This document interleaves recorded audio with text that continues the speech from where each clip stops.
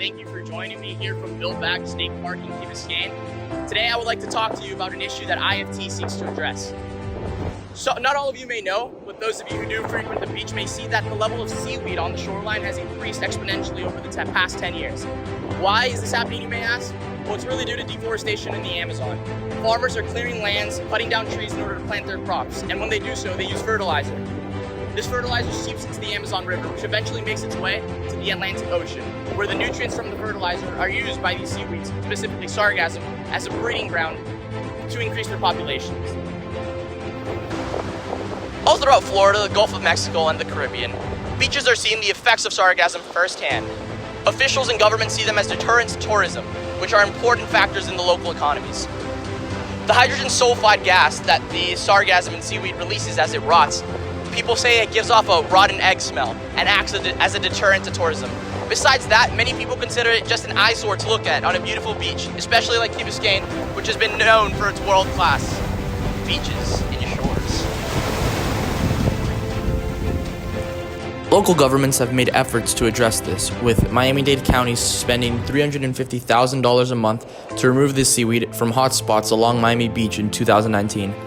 A report from the county's Parks Department estimated that the daily cleanup of Miami Beach would cost about $45 million a year. Where does this sargassum end up, you might ask?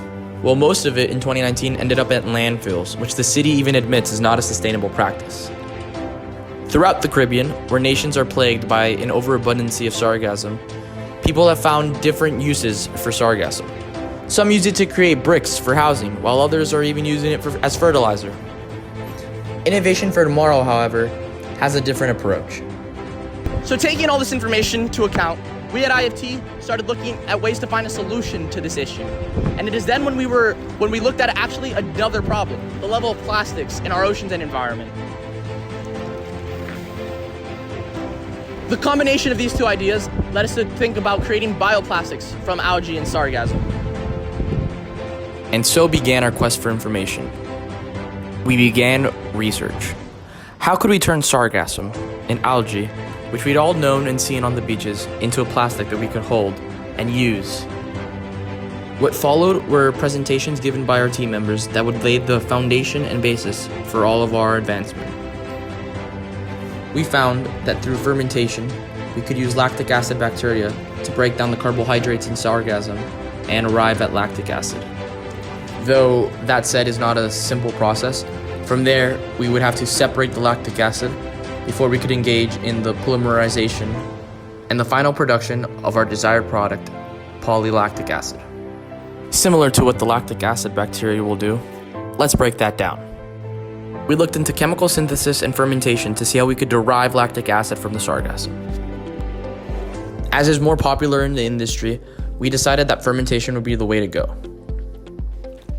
In this process of fermentation, lactic acid bacteria would break down the glucose found in the sargassum, and a byproduct of this would be lactic acid. Following this, however, we arrive at another issue. How can we acquire pure lactic acid that we would be able to use to create PLA, polylactic acid?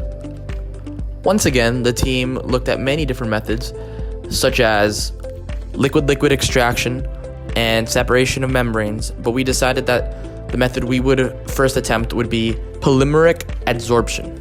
In this method, using polymeric adsorbents, we would arrive at the basic salt of lactic acid. We would then take this precipitate and add a strong acid, which desorbs the lactic acid due to the common ion effect.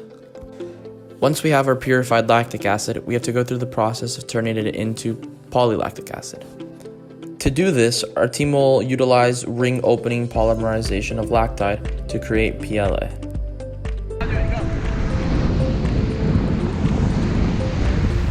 We here at IFT would like to say thank you for your time and consideration, and we hope that you will get to join us on this path of discovery as we try to find a solution to the sargassum issue and turn it into a positive. Thank you for your time.